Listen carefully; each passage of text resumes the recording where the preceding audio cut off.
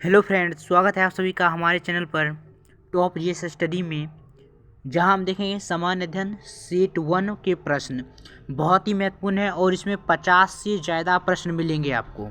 जहां हम देखेंगे कि कोई भी कॉम्पिटिटिव एग्जाम हो इंडिया में आप सारे कर सकते हैं। ठीक है, इसमें बहुत सारे देख सकते हैं, बहुत सारे प्रश्न आपको देखने को मिलेंगे। ठीक है, देख सकते हैं बहुत सारे प्रश्न होंगे यहाँ पर, बहुत सारे प्रश्न हैं और हम एक लाइन में वन लाइनर करेंगे। ठीक है, और काफ़ी ज़्यादा महत्वपूर्ण हो जाएगा।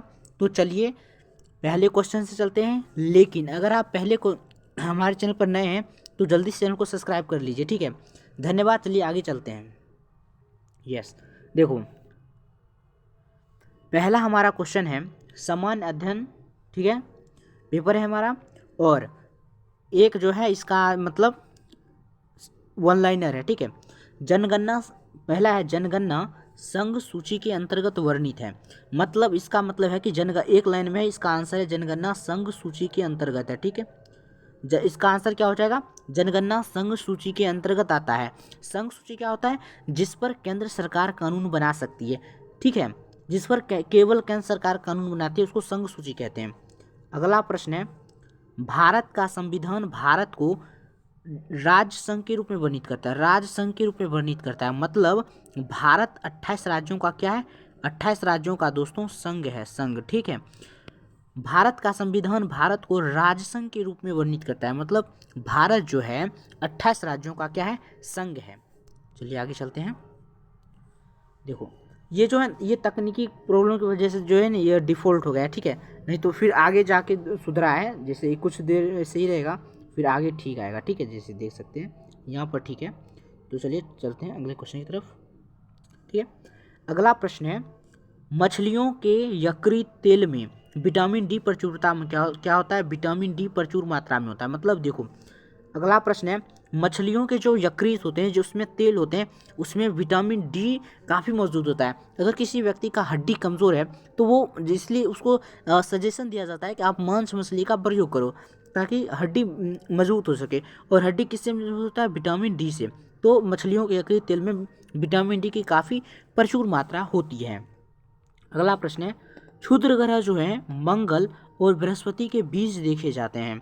देखो क्षुद्र ग्रह जो है मंगल और बृहस्पति के बीच देखे जाते हैं। आगे चलते हैं, ग्रह किसने हैं? 8 वो। सामान्य अध्ययन, आगे चलते हैं। तुलबुल परियोजना किस नदी पर है? तुलबुल परियोजना झेलम नदी पर है। याद रखिएगा कि तुलबुल परियोजना किस नदी पर है? तो तुलबुल परियोजना जो है वो झेलम नदी पर है। अगला प्रश्न है, बाबरनामा के लेखक कौन थे? देखो बाबरनामा के लेखक जो थे वो बाबर ही थे। बाबरनामा के लेखक बाबर थे और ये किस भाषा में लिखे गए थे?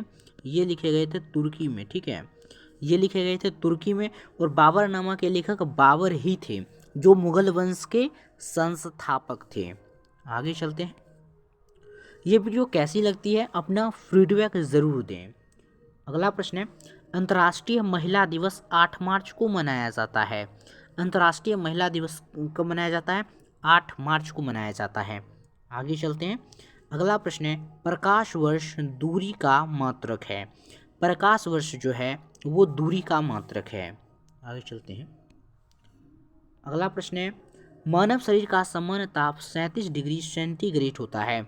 मानव शरीर का जो सामान्य ताप होता है 37 डिग्री सेंटीग्रेड होता है, सेल्सियस होता है। इसको ऐसे भी लिखते हैं। ठीक है, सेंटीग्रेड सेल्सियस। मानव देखो ये ऑब्जेक्टिव में पूछा जाए कि मानव शरीर का सामान्य ताप कितना होता है तो 4 ऑप्शन होंगे जिसमें से एक होगा 37 डिग्री सेल्सियस। तो इसका उत्तर है 37 डिग्री सेल्सियस। अगला प्रश्न है, अंतिम मुगल सम्राट बहादुर शाह जफर द्वितीय था। इसमें एक लाइनर है, उसमें आंसर भी है। ठीक है, अंतिम मुगल सम्राट कौन था? बहादुर शाह जफर द्वितीय। बहादुर शाह जफर द्वितीय अंतिम मुगल सम्राट था। ठीक है, 1857 में इसका तबादला हो गया। ठीक है, 1857 की जो मेरठ की क्रांति हुई थी इसके बाद इसको मतलब हटा दिया गया था। अगला प्रश्न है, भारत छोड़ो आंदोलन का नारा किसने दिया था? महात्मा गांधी ने दिया था। ठीक है, भारत छोड़ो आंदोलन का नारा किसने दिया था? तो भारत छोड़ो आंदोलन का नारा महात्मा गांधी MK गांधी ने दिया था। कब हुआ था? 1942 में हुआ था। ठीक है, भारत छोड़ो आंदोलन 1942 में शुरू हुआ था। अगला प्रश्न है, राशियों की कुल संख्या कितनी है? तो राशियों की कुल संख्या दोस्तों 12 गो है, जिसमें आप मेष, वृश्चिक, कुंभ, ये जो राशि देखते हैं वही, ठीक है। राशियों की कुल संख्या कितनी है? 12 है। आगे चलते हैं। आपको ये वीडियो कैसी लगती है कमेंट में फीडबैक जरूर दें। अगला प्रश्न है, एंजाइम मूल रूप से क्या होते हैं? एंजाइम मूल रूप से दोस्तों प्रोटीन होते हैं। ये दोस्तों समान अध्ययन लिखा गया है, ठीक है। ये समान अध्ययन लिखा गया है। क्या है? तो ये समान अध्ययन है, ठीक है, समान अध्ययन है। एंजाइम मूल रूप से क्या होते हैं? प्रोटीन होते हैं। अगला प्रश्न है, सौरमंडल का सबसे चमकीला ग्रह क्या है? शुक्र है। ये आंसर है। क्वेश्चन क्या है? सौरमंडल का सबसे चमकीला ग्रह कौन सा है? तो उत्तर है शुक्र, ठीक है। इसको पृथ्वी की जुड़वा बहन भी कहते हैं, ठीक है, पृथ्वी की जुड़वा बहन भी कहते हैं। आगे चलते हैं। अगला प्रश्न है, बिंदुसार मौर्य वंश का शासक था। देखो क्वेश्चन ये पूछा जा सकता है कि बिंदुसार किस वंश का शासक था? उत्तर क्या आना चाहिए? मौर्य वंश। बिंदुसार मौर्य वंश का शासक था। अगर पूछे कि बिंबिसार किसका था, तो बिंबिसार हर्यक वंश का शासक था, ठीक है। बिंदुसार मौर्य वंश का शासक था, लेकिन पूछा कि अगर इसकी जगह पूछेगा बिंदुसार किसका था, सॉरी बिंबिसार, तो हर्यक वंश। अगला प्रश्न है, लिंगराज मंदिर कहाँ स्थित है? तो लिंगराज मंदिर दोस्तों भुवनेश्वर में स्थित है, भुवनेश्वर में। देखो भुवनेश्वर कहाँ है दोस्तों? उड़ीसा में, तो ठीक है, उड़ीसा में है, उड़ीसा में है। और लिंगराज मंदिर भुवनेश्वर में, उड़ीसा में एक जगह है भुवनेश्वर। अगला प्रश्न है, मकाऊ की मुद्रा को पटाका कहा जाता है। इसका उत्तर क्या हो जाएगा? पटाका। मकाऊ की जो मुद्रा है, जो करेंसी है, उसको क्या कहते हैं? उसको पटाका कहते हैं। अगला प्रश्न है, सिनेमा का आविष्कार निकोलस और जीन लूथिये ने किया था। सिनेमा का आविष्कार किसने किया था? निकोलस और जीन लूथिये ने किया था। आगे चलते हैं। अगला प्रश्न है, पृथ्वी की एकमात्र उपग्रह क्या है? पृथ्वी की एकमात्र उपग्रह दोस्तों चंद्रमा है। पृथ्वी की एकमात्र उपग्रह क्या है दोस्तों? चंद्रमा। आगे चलते हैं। हर्ष का राजकवि कौन का क्या था? हर्ष का राजकवि दोस्तों बाणभट्ट था। हर्ष का राजकवि कौन था दोस्तों? बाणभट्ट। इसका सही जवाब क्या हो जाएगा? बाणभट्ट। आगे चलते हैं। अगला प्रश्न है, हाइड्रोजन बम का आविष्कार किसने किया था? एडवर्ड टेलर ने किया था, ठीक है। देखो यहाँ पर क्वेश्चन है कि हाइड्रोजन बम का आविष्कार किसने किया? उसका सही जवाब हो जाए एडवर्ड टेलर।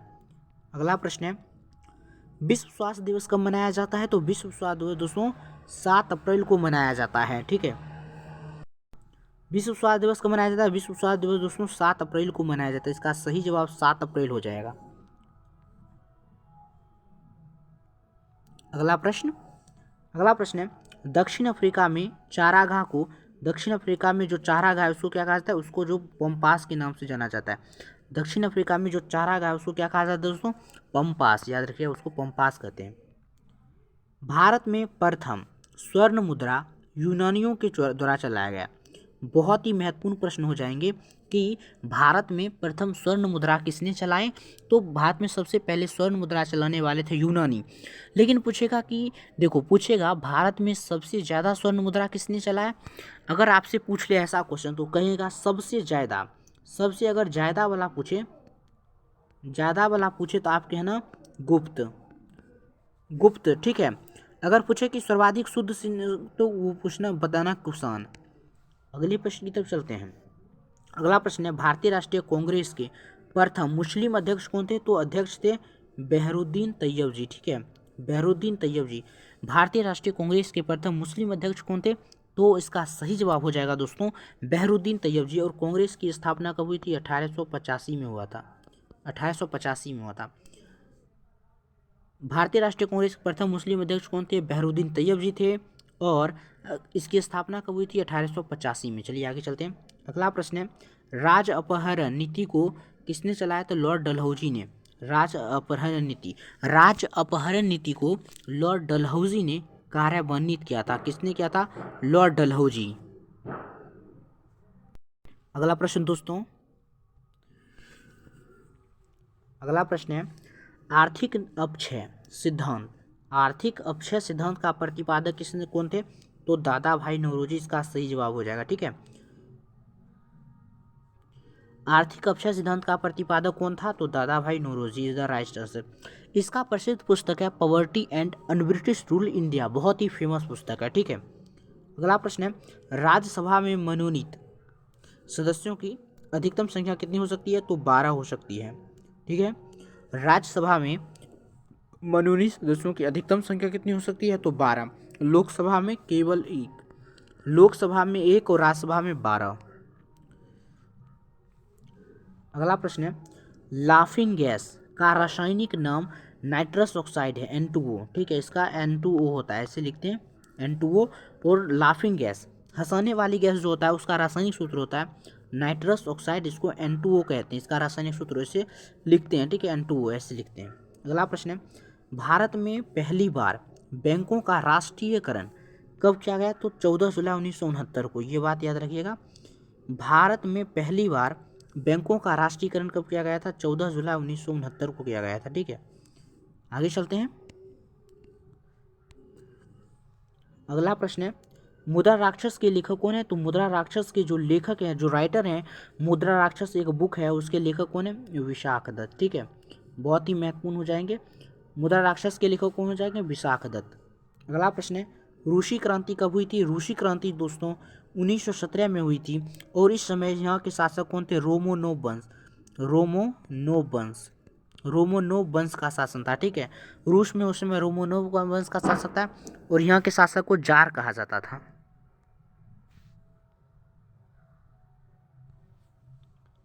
अगले प्रश्न की तरफ चलते हैं। अगला प्रश्न है सुंडा जलडमरू मध्य जावा और सुमात्रा के बीच में है। ठीक है, जावा और सुमात्रा के बीच में। देखो यहाँ पर क्वेश्चन क्या था? ये क्वेश्चन था कि सुंडा जलडमरू मध्य किसके बीच में था? तो सुंडा जमरू मध्य जो है, सुंडा जलडमरू मध्य कहाँ पर है? जावा और सुमात्रा के बीच में स्थित है। चलिए दोस्तों आगे चलते हैं। अगला प्रश्न है राष्ट्रीय आय का आकलन कौन करता है? तो राष्ट्रीय आय का आकलन केंद्रीय सांख्यिकी संगठन करता है। इसको दोस्तों CSO भी बोलते हैं। क्या बोलते हैं? CSO भी बोलते हैं। CSO केंद्रीय सांख्यिकी संगठन। राष्ट्रीय आय का आकलन केंद्रीय सांख्यिकी संगठन करता है, जिसको CSO भी कहते हैं। बाकी दोस्तों आगे चलते हैं। अगला प्रश्न दोस्तों बहुत ही ज़्यादा महत्वपूर्ण। अगला प्रश्न है गांधी इरविन समझौता कब हुआ था दोस्तों? तो मैं आपको बता दूं वो 5 मार्च 1931 को हुआ था, लेकिन कहीं कहीं पर 4 मार्च भी रहता है। ठीक है, कहीं कहीं पर 5 मार्च भी रहे और कहीं कहीं 4 मार्च 1931 भी लिखता है, लेकिन आपको घबराने की कोई ज़रूरत नहीं है। इसमें से अगर एक हो तो मार दीजिएगा, लेकिन अगर दोनों हो तो वहाँ पर 5 मार्च मारिएगा। ठीक है, 5 नहीं हो तो 4 मार्च मारिएगा। गांधी इरविन समझौता 5 मार्च 1931 को हुआ था। गांधी जी ने सविनय अवज्ञा आंदोलन चलाए थे, उसको हटाने के लिए बोला था। ठीक है, अगला प्रश्न चलते हैं। विश्व बैंक का मुख्यालय कहाँ है? तो दोस्तों वाशिंगटन DC में है। और वाशिंगटन DC दोस्तों कहाँ पर है? तो वाशिंगटन DC USA में है। ठीक है, अमेरिका में, संयुक्त राज्य अमेरिका में है। अगला प्रश्न है दोस्तों योजना आयोग का अध्यक्ष कौन था? योजना आयोग का अध्यक्ष दोस्तों प्रधानमंत्री होता है। योजना आयोग का अध्यक्ष प्रधानमंत्री होता है, लेकिन योजना आयोग जो है दोस्तों अब समाप्त हो चुका है। इसकी स्थापना 1950 में हुआ था। ठीक है, इसको 2014 में समाप्त कर दिया गया।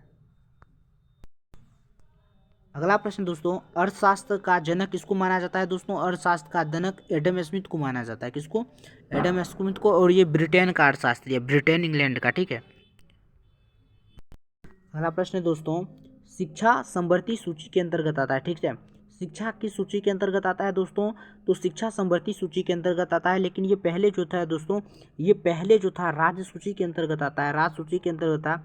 लेकिन 42वां संविधान संशोधन हुआ, जिसके अंतर्गत शिक्षा समवर्ती सूची का विषय बना। ठीक है, 42वां संविधान संशोधन हुआ, जिसके अंतर्गत शिक्षा समवर्ती सूची का विषय बना। समवर्ती सूची का मतलब होता है ऐसा सूची जिस पर केंद्र और राज्य दोनों सरकारें कानून बना सकती है, उसको समवर्ती सूची बोलते हैं। अगला प्रश्न है इंडिया हाउस कहाँ स्थित है? दोस्तों इंडिया हाउस जो है वो लंदन में स्थित है। ठीक है, इंडिया हाउस कहाँ पर स्थित है दोस्तों? तो इंडिया हाउस लंदन में स्थित है। आगे चलते हैं। अगला प्रश्न है लोकसभा में किसी विधेयक को धन विधेयक के रूप में कौन प्रमाणित करता है? दोस्तों अध्यक्ष प्रमाणित करता है, ना ही राज्यसभा, ना ही लोकसभा, ना ही प्रधानमंत्री। लोकसभा का जो अध्यक्ष होता है वो प्रमाणित करता है धन विधेयक। किसी विधेयक को धन विधेयक के रूप में प्रमाणित कौन करता है दोस्तों, तो उसका अध्यक्ष करता है। धन विधेयक को अनुच्छेद 108 में जो है अनुच्छेद 110 में मतलब रखा गया है, अनुच्छेद 110 में रखा गया है, अनुच्छेद 110 में रखा गया है ठीक है, धन विधेयक को। अगला प्रश्न है दोस्तों, मोनाजाइट किसका अयस्क है दोस्तों, तो मोनाजाइट जो है थोरियम का अयस्क है, ठीक है, मोनाजाइट थोरियम का अयस्क है। अगला प्रश्न है, इंग्लैंड का प्रथम प्रधानमंत्री कौन था दोस्तों, तो इंग्लैंड का प्रथम प्रधानमंत्री दोस्तों रॉबर्ट बालपोल था। इंग्लैंड का प्रथम प्रधानमंत्री रॉबर्ट बालपोल था। अगला प्रश्न है, आज़ाद हिंद फौज का गठन कब हुआ था दोस्तों, तो आज़ाद हिंद फौज का गठन 1942 में हुआ था। किसने किया था, तो जो सुभाष चंद्र बोस ने किया था, ठीक है, नेताजी सुभाष चंद्र बोस ने किया था, सुभाष चंद्र बोस ने किया था, ठीक है, 1942 में सिंगापुर में। कहाँ पर, सिंगापुर में। अगला प्रश्न दोस्तों, लोधी वंश का अंतिम शासक कौन था दोस्तों, तो लोधी वंश का जो अंतिम शासक था दोस्तों वो इब्राहिम लोधी था। और इब्राहिम लोधी मैं बता दूं लोधी वंश का अंतिम शासक था। और ये दिल्ली सल्तनत का जो दिल्ली सल्तनत में जो 5 राजवंश था उसमें से 5वां मतलब अंतिम शासक था कौन, इब्राहिम लोधी। और अंतिम वंश कौन था, लोधी वंश। पहला वंश कौन था, गुलाम वंश।